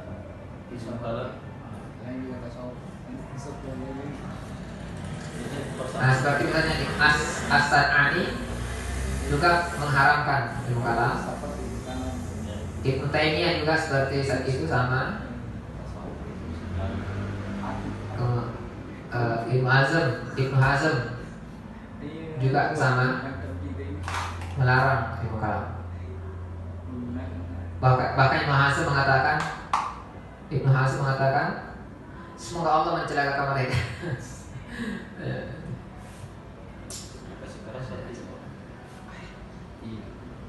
Ya, Imam Taimiyah juga sama, Imam Ibnu Al-Jauziyah juga sama. Nah, itu pendapat. Tapi yang menurut pendapat Syekh Ibnu Bahani ya, bahwa walaupun ada kekeliruan dalam ilmu kalam, tetap ilmu kalam itu kalau diletakkan pada porsinya, ya maka itu bagus. Yang penting sangat teliti dan hati-hati menggunakannya, tidak boleh sembarangan. Sehingga ilmu kalam ini bagian daripada sakofa Islam, karena lahir dari akidah Islam juga.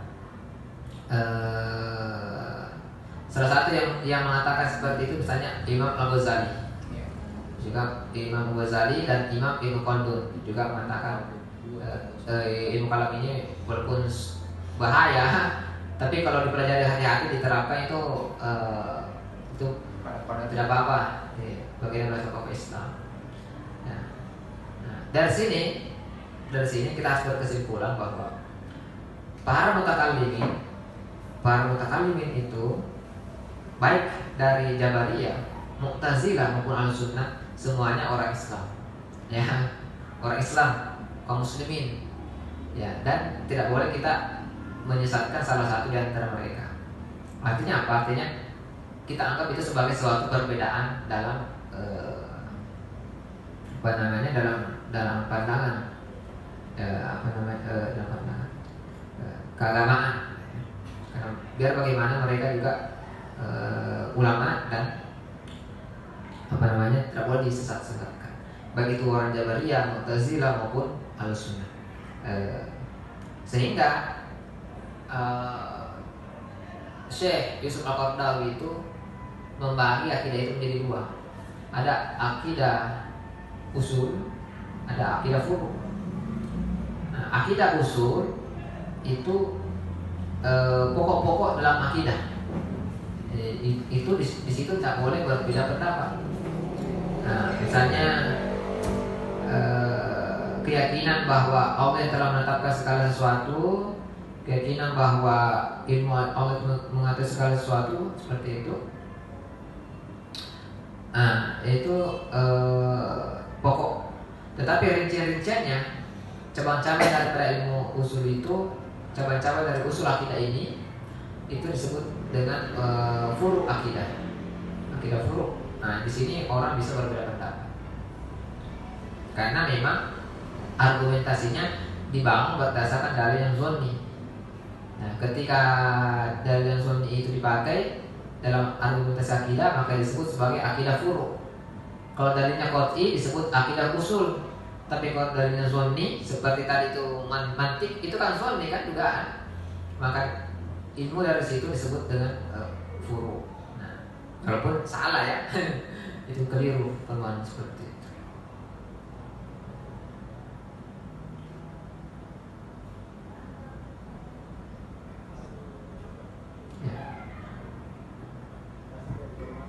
Nah, sehingga pembahasan qada ini merembet pada pembahasan tawakal, rezeki, ajal, hidayah dan dalalah. Nah, sehingga para ahli kalam itu meyakini bahwa manusia itu dipaksa untuk melakukan perbuatannya dan untuk memperkuat argumentasinya, klaimnya itu mereka mengutarakan dalil ya. Wallahu khalaqakum wa ma ta'malun, dan Allah menciptakan kamu dan apa yang kamu perbuat itu. Ya. Dan Allah menciptakan kamu dan apa yang kamu perbuat. Artinya apa? Allah lah yang telah menciptakan perbuatan kita. Nah, ini dipahami oleh orang-orang ahli kalam. Ketika Allah menciptakan perbuatan kita, berarti maksudnya Allah telah memaksa kita melakukan perbuatan. Ketika kita mencuri, misalnya ya, apakah Allah yang menciptakan perbuatan mencuri atau bukan? Kira-kira. Kalau berdasarkan ayat ini, Allah menciptakan perbuatan mencuri. Ketika sholat, apakah Allah menciptakan perbuatan kita sholat? Nah, kalau berdasarkan ayat ini, Allah telah menciptakan perbuatan kita ketika sholat. Nah, dari situ disimpulkan, ditafsirkan bahwa Allah menciptakan perbuatan itu maksudnya Allah memaksa seseorang untuk melakukan suatu perbuatan. Itu. Di samping itu mereka mengambil dalil dan hadis-hadis, misalnya sabda Rasulullah, nafatha ruhul qudusu fi ru'iyya lan tamuta nafsun hatta tastawfai rizquha wa ajaluha wa ma qudira laha. Roh Kudus Jibril telah membisikkan ke dalam kalbuku, tidak akan mati suatu jiwa sebelum dipenuhi rezeki, ajal dan apa-apa yang ditakdirkan baginya. Maksudnya ini dalil untuk menjelaskan bahwa Allah memaksa manusia pada masalah rezeki, ajal dan segala sesuatu yang terjadi pada manusia takdir. Nah, itu dalil yang digunakan oleh para ahli kalam yang khususnya bermazhab Jabariyah untuk mengatakan bahwa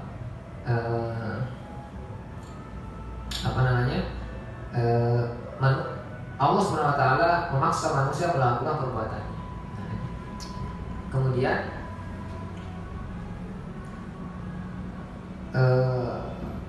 ayat-ayat tadi yang telah dibacakan itu sebenarnya merupakan bagian daripada perbuatan Allah. Perbuatan Allah. Ketika Allah itu maha kuasa, maha berkehendak, maha berilmu, maha menciptakan segala sesuatu, itu benar semuanya, benar, benar. Dan tidak ada masalah di situ. Tidak ada masalah. Yang jadi masalah nanti ketika itu dipahami sebagai apakah manusia dipaksa atau bebas. Apakah perbuatan Allah ini memaksa manusia atau membebaskan manusia? Itu nanti yang jadi masalah di situ. Tapi ketika Allah itu mengatakan saya maha melihat, saya maha mengetahui, saya maha berkehendak, saya maha memutuskan, saya maha menetapkan rezeki, ajal segala macam, itu benar, tidak ada masalah. Saya maha menciptakan, wallahu khalaqakum wa ma ta'malun, dan Allah maha menciptakan kamu dan menciptakan perbuatanmu, itu benar, tidak ada masalah di situ. Yang masalah nanti apakah perbuatan Allah ini memaksa manusia atau membebaskan manusia. Nah ini yang jadi masalah perbuatan. Itu ya yang terkait dengan pembahasannya. Baik, silakan kalau ada yang ingin kita diskusi. Kalau saya lebih ingin kalau bicara masalah ini kan, ya lagi-lagi memang kita berikan tantangan ini untuk memilih, ya, untuk menentukan cara berpikir kita. Nah, kemarin juga saya sempat takut kembali mempelajari namanya ilmu mantik. Setelah saya membaca kitab Syekh Taqiyuddin Nabhani itu tentang at-tafkir, ya saya mendapatkan di situ goalsnya bahwa ya bisa dipelajari tapi tidak melewati kadarnya. Nah, sehingga tapi tetap akan membuat kita pusing.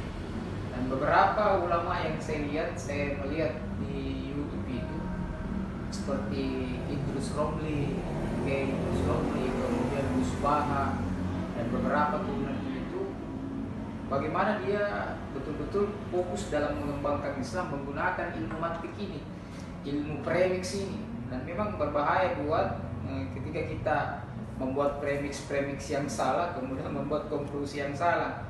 Nah kan otomatis membuat akidah umat itu kan bisa bergeser. Nah ini kan sangat berbahaya. Ya, sama halnya misalnya kemarin itu saya sempat mendengar bahwa meminta kepada gurunya untuk diajarkan pintar, ya mereka hanya bisa menjawab, bagaimana bisa saya mengajarkan kamu pintar sementara diri kamu juga belum bisa pintar. Nah itu kan membuat kita ini tidak menggunakan bahasa yang pada umumnya, sehingga kalau orang-orang yang umum mendengarkan maka memang dianggap sebagai jago atau apa, tapi memusingkan. Nah kira-kira ini untuk misalnya membuat keteguhan ini, ya bagaimana supaya ilmu-ilmu seperti ini bisa kita netralisir. Nah terutama juga ada aliran tasawuf misalnya. Nah apa perbedaannya lebih signifikan lagi, karena saya lihat ilmu tasawuf berbeda juga dengan ilmu mantik ini. Ya meskipun mungkin pada dasarnya sejarahnya mungkin sama, ingin bagaimana menjawab tantangan itu pada saat itu, mempertahankan Islam. Tapi ada juga ilmu tasawuf yang keluar dari koridornya, sehingga untuk saat ini ya khusus saya cuman mengikuti misalnya Syekh Imam Al-Ghazali dan beberapa imam yang saya anggap masih ini. Ya kemarin juga sempat di ini Syekh Al-Qutub dan Al-Khalaj itu menjadi kontroversi. Kalau di Indonesia itu ada Siti Jenar, nah itu juga menjadi kontroversi dalam ilmu tasawuf ya. Kalau filsafat lain juga. Nah makanya saya bilang kira-kira untuk menetralisir ini pola-pola berpikir ini, ya seharusnya apa yang harus kita lakukan untuk bisa menyampaikan kepada sahabat atau orang-orang yang akan kita sampaikan. Karena mau tidak mau mereka akan secara tidak langsung dia buka YouTube, pasti dia nonton. Nah ketika kita berhadapan dengan begitu menjelaskan, jadi bingung. Maksudnya bilang kayak apa di ilmu seperti itu. Apa gelar?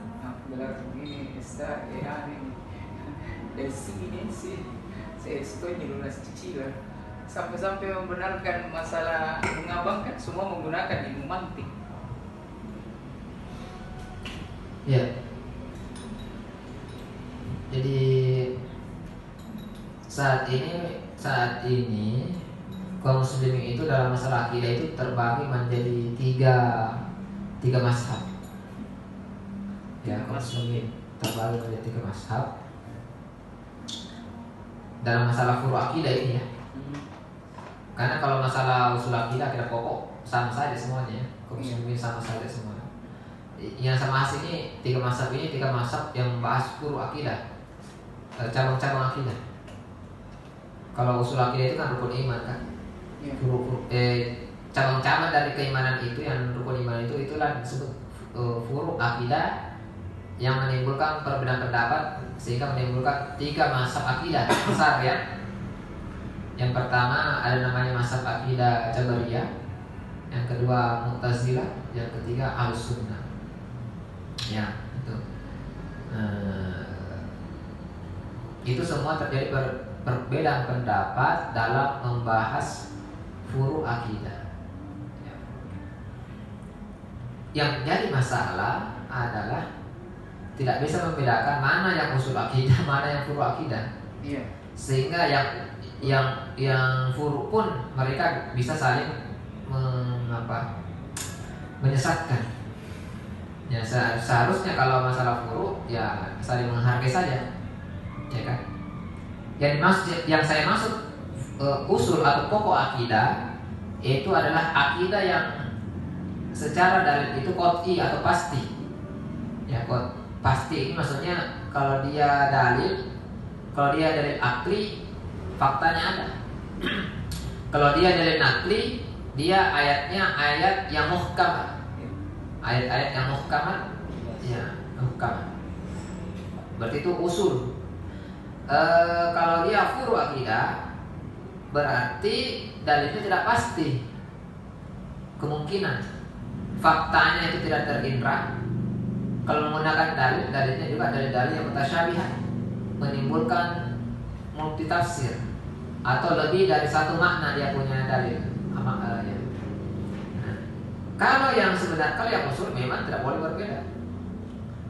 Tapi kalau yang furu' atau cabang, maka sebenarnya perbedaan di situ ditoleransi. Artinya kalau terjadi perbedaan pendapat di cabang akidah atau furu'nya, ya yang ada adalah kita harus saling toleransi atau saling menghormati, menghargai. Nah, sambil mengatakan bahwa ini pendapat yang paling benar, ya. Pendapat yang lain itu salah, tapi ada kemungkinan benarnya. Nah, itu. Nah,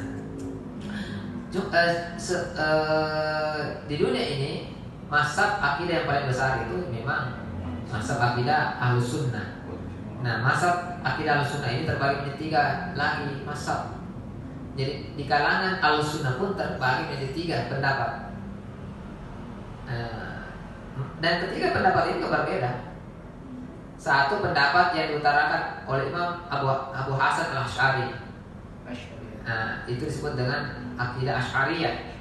Ahlussunnah Asy'ariyah. Yang kedua ada pendapat daripada Imam Abu Hasan Al-Maturidi. Sama namanya, beda Maturidi. Ahlussunnah Maturidiyah. Nah, ada yang ketiga yaitu pendapat dari Imam At-Tahawi. Nah, Imam At-Tahawi punya kita namanya Aqidah At-Tahawiyah. Asy'ari, Maturidi, At-Tahawiyah. Ketiga ini adalah Imam Ahlussunnah. Pertanyaan saya, apakah ketiga imam ini sama pendapatnya? Tidak, berbeda sekali perbedaan pendapat mereka. Nah, tetapi kok disebut juga Ahlussunnah? Nah, ada masalah. Orang Asy'ari menyesatkan Maturidi, menyesatkan Tahawi. Begitu pula orang Maturidi menyesatkan Asy'ari, menyesatkan Tahawi.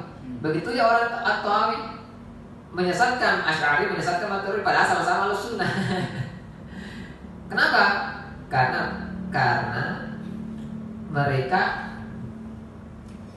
menyamakan antara yang mana yang usul, mana yang furu, menyamakan saja semua. Lalu ini kan pembahasan akidah, ya kan? Pembahasan akidah menjadikan hal-hal yang sifatnya zonni dijadikan sebagai pembahasan akidah itu bahaya sekali. Ujung-ujungnya nanti itu sesat menyesatkan. Bahkan tambah rumit lagi ketika ulama-ulama hadis ikut nimbrung membahas masalah usul, bukan bidangnya, sehingga mereka menetapkan bahwa dalil yang zonni, hadis-hadis yang sifatnya ahad ahad itu menghasilkan ilmu yakin. Bagaimana mungkin sesuatu yang sunni menghasilkan ilmu yakin? Padahal semua ulama hadis sudah sepakat hadis ahad itu tidak sampai derajat yakin, ilmu tidak sampai. Tapi mereka mengatakan walaupun tidak sampai derajat ilmu, tetap itu bisa dijadikan sebagai dalil akidah. Itu bahaya sekali. Bahaya sekali.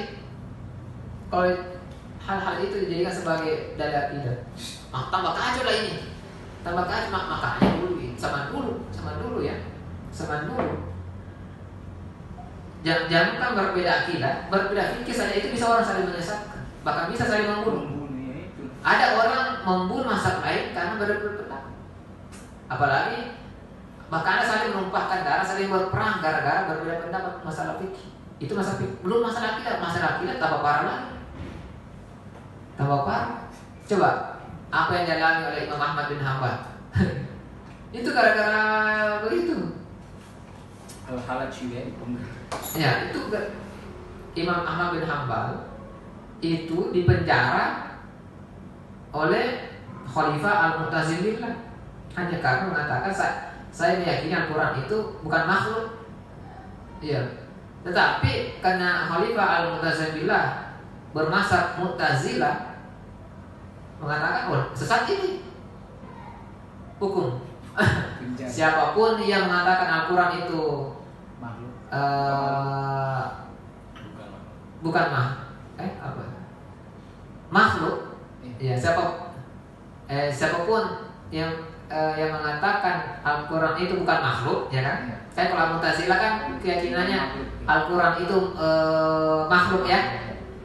Nah, sedangkan selain Mu'tazilah itu kan makhluk ya, kalau dia meyakini bahwa Al-Quran itu bukan makhluk. Siapapun yang meyakini selain itu sesat. Sehingga apa yang memaksakan siapapun yang meyakini bahwa Al-Quran itu bukan makhluk, maka sesat, harus diberikan saksi, taksir, maka dipenjaralah semua itu ulama-ulama, termasuk Imam Ahmad bin Hanbal. Ketika Ahlussunnah yang berkuasa, begitu juga. Sebaliknya begitu. Siapapun yang meyakini bahwa Al-Quran itu makhluk, sesat, dipenjara. Begitu. Sehingga menjadikan politik sebagai sarana, politik kekuasaan sebagai sarana untuk mempertahankan mazhabnya, baik mazhab akidah maupun mazhab fikih, dan memaksakan mazhabnya. Enggak terjadilah kekacauan. Kemunduran Islam. Itu. Padahal sebenarnya itu masalah furu yang harusnya kita bisa saling menghargai. Orang yang mengatakan Al-Quran itu makhluk, biarkan saja. Orang yang mengatakan Al-Quran itu kamar, karena itu masalah furu. Tidak pasti itu betulkah itu pendapat dia? Tidak pasti. Itu yang satu tidak pasti, tidak jelas. Yang pasti itu Al-Quran itu kalamullah. Itu yang pasti. Apakah firman Allah itu bagian dari zatnya atau bukan? Itu kan tidak pasti, tidak tahu kita apa yang pasti. Kemudian setelah memaksakan konklusi yang sifatnya dugaan, itu menyebabkan kekacauan. Nah, itu masalah. Nah, akhirnya sampai sekarang yang besar itu adalah mazhab Asy'ariyah. Asy'ari, Ahlussunnah yang bermazhab Asy'ari. Ya, Asy'ari bagian itu yang besar, khususnya di Indonesia ya, Asy'ari. Ada juga Maturidi, Tahawi, tapi itu kecil di Indonesia. Yang paling besar Asy'ariyah. Nah, tentulah siapapun yang bermazhab pasti akan timbul keinginan untuk membela mazhabnya kan. Ya, timbul keinginan untuk membela mazhabnya, dan mereka menentang semua yang berbeda dengan pandangan mereka. Itu wajar sekiranya seperti itu. Yang nanti yang bahaya kalau memaksakan ya pendapatnya ke orang lain. Itu bahaya.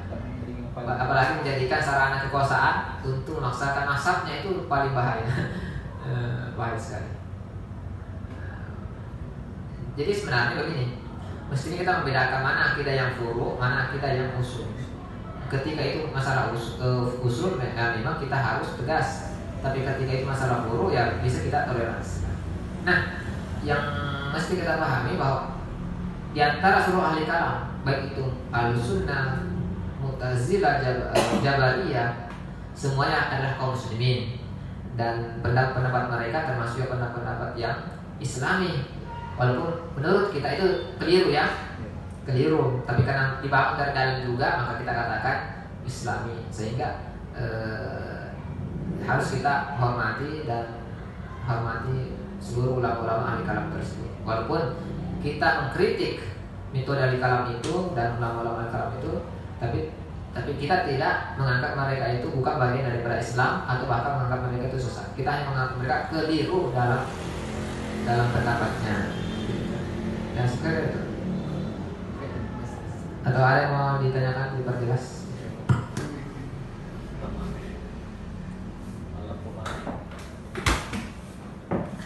Oh, sudah lewat ya?